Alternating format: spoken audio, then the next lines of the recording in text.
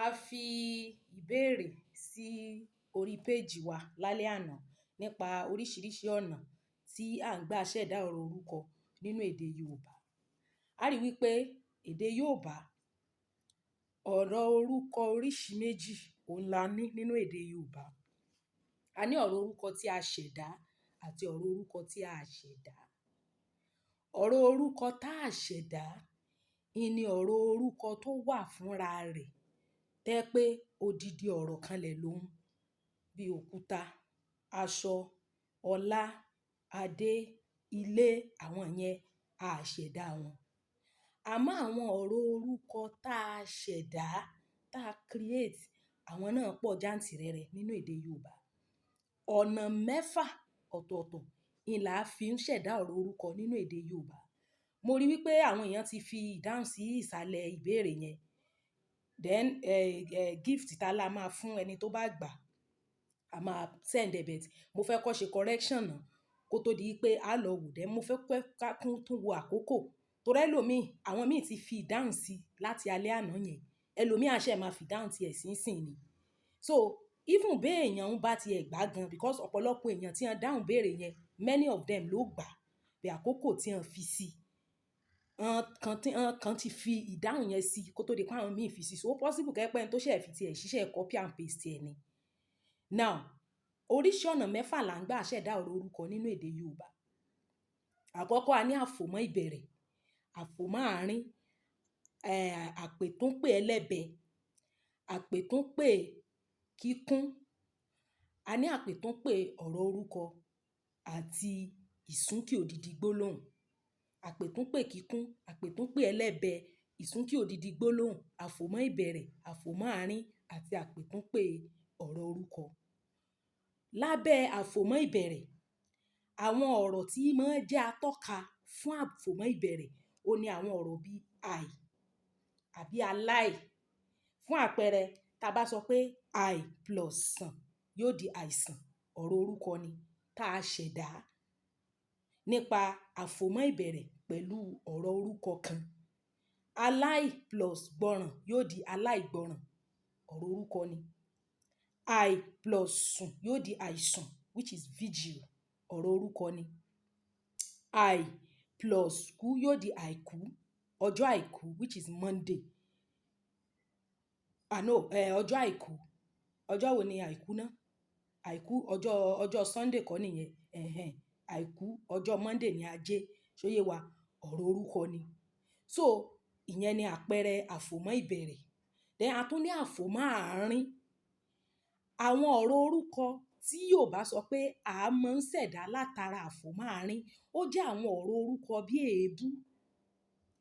Ọ̀rọ̀ tí máa ń jẹ́ atọ́ka fún àfòmọ́ àárín ó ní kí àti kú. Fún àpẹẹrẹ, ọmọ plus kí plus ọmọ yóò di ọmọkọ́mọ, ọ̀rọ̀ orúkọ ni. Ilé plus kí plus ilé yóò di ilékílé, ọ̀rọ̀ orúkọ ni. Aṣọ plus kí plus aṣọ yóò di aṣọkáṣọ. Omi kómi, oúnjẹ kóúnjẹ, ọwọ́kọ́wọ́. Ọwọ́ plus kú plus ọwọ́ yóò di ọwọ́kọ́wọ́. Ọ̀rọ̀ orúkọ tá a ṣẹ̀dá nípa àfòmọ́ àárín. A tún wá ní àpètúnpè ọ̀rọ̀ orúkọ. Àwọn ọ̀rọ̀ orúkọ kan wà tẹ́ pé tá a bá ṣe àpètúnpè wọn yóò fún wa ní ọ̀rọ̀ orúkọ míì. Fún àpẹẹrẹ, oṣù plus oṣù yóò di oṣooṣù, ọ̀sọ̀ọ̀sẹ̀, ọdọọdún, ọjọọjọ́. Ọmọ plus ọmọ yóò di ọmọ ọmọ. Baba plus baba yóò di baba baba, which is grandfather, ọ̀rọ̀ orúkọ ni. Ìyẹn ni ẹlẹ́ẹ̀kẹta. Ẹlẹ́ẹ̀kẹrin òun là ń pè ní àpètúnpè ẹlẹ́bẹ. Lábẹ́ àpètúnpè ẹlẹ́bẹ, ibẹ̀ la ti rí ọ̀rọ̀ ìṣe tá a kàn mọ́ ọ̀rọ̀ orúkọ tá a wá ṣe àpètúnpè rẹ̀. Fún àpẹẹrẹ, tá a bá sọ pé ọ̀rọ̀ ìṣe bóyá pa, tá a bá sọ pé Adé pa ẹja, a rí i pé ọ̀rọ̀ ìṣe tí ń bẹ nínú rẹ̀, which is verb, ó ní pa. Tá a bá mú pa yẹn, tá a wá kàn mọ́ ọ̀rọ̀ orúkọ, which is ẹja, yóò fún wa ní pẹja. So kì í ṣe ọ̀rọ̀ ìṣe nìkan mọ́ tó dá dúró, ó ti jẹ́ ọ̀rọ̀ ìṣe tá a kàn mọ́ ọ̀rọ̀ orúkọ tó fi di pa ẹja, tó sọ di pẹja. now tá a bá wá ṣe àpètúnpè pẹja yẹn yóò fún wa ní ọ̀rọ̀ orúkọ. Abẹ́ rẹ̀ láti rí pẹja plus pẹja tó jẹ́ pẹjapẹja, jagun plus jagun ó di jagunjagun, kọ́lékọ́lé, wakọ̀wakọ̀, pẹranpẹran, pọnmipọnmi. Ọ̀rọ̀ orúkọ ni àwọn kìíní yẹn, they are all noun, torí pé ọ̀rọ̀ tó lè dúró ní ipò olùwà àti àbọ̀, òun náà ni ọ̀rọ̀ orúkọ.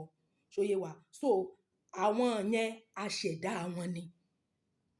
A tún ṣẹ̀dá ọ̀rọ̀ orúkọ ọ̀nà kẹfà tá a fi ń ṣẹ̀dá ọ̀rọ̀ orúkọ, ó ní ìsúnkì odidi gbólóhùn.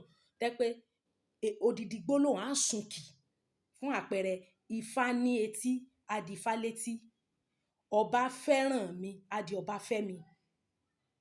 Olúwa fún mi ní ayọ̀, yóò di Olúwa fún mi láyọ̀. Ọ̀rọ̀ orúkọ ni. Ìsúnkì odidi gbólóhùn òun ni. Mo rí ní under comment section tí àǹtí kan tó ó fẹ́ ṣàlàyé point kẹfà yẹn. Ó wá sọ pé ìpàrójẹ, ṣé pàrójẹ ló pè gan ni àbí àrànmọ́? Kò ń ṣe àrànmọ́. Ìsúnkì ni. Odidi gbólóhùn ni ìsúnkì máa ń ṣẹlẹ̀ sí tá a bá fẹ́ ṣẹ̀dá ọ̀rọ̀ orúkọ látara odidi gbólóhùn yẹn. So àwọn ọ̀nà tá à ń gbà ṣẹ̀dá ọ̀rọ̀ orúkọ nìyẹn pẹ̀lú àpẹẹrẹ. Àmọ́ àwọn tó ń gbà pọ̀, mo sọ pé àwọn míì ṣe fi answer sí ní ìsìn ni. Bí wọ́n tán ti fi answer wọn sí láti àná, tí wọ́n ti fi ìdáhùn wọn sí láti àná, àkókò tí wọ́n bá tán send ìdáhùn wọn, òun ló máa determine. Because mo rí tí èèyàn kan tó fi, ó kàn list ẹ̀ ni, kò fi àpẹẹrẹ sí. Èmi náà ò dẹ̀ sọ pé kán fàpẹẹrẹ sí nínú ìbéèrè mi, sọ pé ẹ fi àpẹẹrẹ sí. So ó ṣeé ṣe kó ṣe wípé tí n bá ti drop fídíò tí mò ń ṣe lọ́wọ́lọ́wọ́ yìí, tá a bá lọ, àwa tá a bá ń fọkàn bá ìbéèrè yẹn lọ, a lè lọ wo abẹ́ ìbéèrè yẹn. Àwọn méjì ilé mi ti rí pé wọ́n gbà. Then mi ì fẹ́ jẹ́ kó jẹ́ èmi nìkan ní í ṣe ìdájọ́ rẹ̀. So mo fẹ́ kí gbogbo wa náà jọ wò. Ká dẹ̀ kíyèsí àkókò. Because ẹlòmíì lè lọ copy answer ẹnìkan kó paste ẹ̀ sọ́dọ̀ ẹ̀. Ẹ jẹ́ á wo time, because àwọn tán ti dáhùn rẹ̀ látàlẹ́ àná méjì ni wọ́n tán dẹ̀ gbà. Ó kàn jẹ́ pé ẹnìkan òun kàn fi pọ́ìntì kò fi àpẹẹrẹ sí. So ó ṣeé ṣe ká pín tá la fẹ́ fún wọn bí ẹ̀bùn, ká pín sí méjì, ká pín fún wọn. Kán dẹ̀ drop details wọn, ká rọra fi síbẹ̀ kí wọ́n fi ra bóyá data ló bá tó rà. Ẹ jẹ́ á kíyèsí. Ẹni àkọ́kọ́ òun kàn fàpẹẹrẹ sí ni, àpẹẹrẹ rẹ̀ ò lákọlé. Ó lo àpẹẹrẹ àfòmọ́ ìbẹ̀rẹ̀. Ó dẹ̀ lo àpẹẹrẹ àfòmọ́ àárín. Àpètúnpè ẹlẹ́bẹ, àpètúnpè kíkún àti ìsúnkì odidi gbólóhùn kò sí nínú àpẹẹrẹ tẹ́ni yẹn ṣe. Òun náà gbìyànjú. Ó dẹ̀ wà lára àwọn tí wọ́n kọ́kọ́ dáhùn béèrè yẹn. So nínú ẹ̀mí mi, mo ti mú ẹni yẹn bó ti wulẹ̀ jẹ́ wípé ìní fún un tán. Bàbá tán list àwọn ìdáhùn yẹn, àwọn ò fàpẹẹrẹ sí tiwọn. Àwọn náà ó ṣeé ṣe kó jẹ́ pé a pín fún wọn. Àǹtí kan gba gbogbo ẹ̀. Òun ṣẹ̀ṣẹ̀ fi ìdáhùn yẹn sí láàárọ̀ yìí. Gbogbo ẹ̀ ló gbà, àti àkọlé o àti àpẹẹrẹ lábẹ́ rẹ̀. Àpètúnpè ẹlẹ́bẹ nìkan yín làǹtí yẹn ò rí defend dáadáa níbi tó jẹ́ àpóláìṣe, which is ọ̀rọ̀ ìṣe tá a kàn mọ́ ọ̀rọ̀ orúkọ tá a wá ṣe àpètúnpè rẹ̀, which is pẹjapẹja, jagunjagun, kọ́lékọ́lé. Ìyẹn ni àpẹẹrẹ tí ń bẹ lábẹ́ àpètúnpè ẹlẹ́bẹ. So àwọn ọ̀nà tá à ń gbà ṣẹ̀dá ọ̀rọ̀ orúkọ nìyẹn. Ìbéèrè míì tí a bá máa béèrè, a fi sí orí page wa so that a lè dáhùn rẹ̀. Ẹ mọ́ sì jẹ́ ká gbàgbé, ẹ jẹ́ ká máa gbé àṣà àti èdè Yorùbá lárugẹ. A rí wípé topic yìí is O level topic. Kò dìgbà téèyàn bá lọ rèé ka Yorùbá ní ilé ìwé gíga kó tó mọ gbogbo àwọn ọ̀rọ̀ orúkọ, ọ̀rọ̀ ìṣe, gbogbo àwọn nǹkan yẹn. They are O level topic. So wọ́n jọ kí a gbàgbé. A máa ṣe live stream lénìí láìpẹ́ láì jìnnà, máa tẹ live torí mo ní topic kan tí mo fẹ́ ká treat nípa àwọn ẹ̀kọ́ wa tá a máa ń ṣe. So ẹ má bínú, ẹ má mind face mi, mo ẹ̀ṣẹ̀ jí ni. Ṣó yé wa?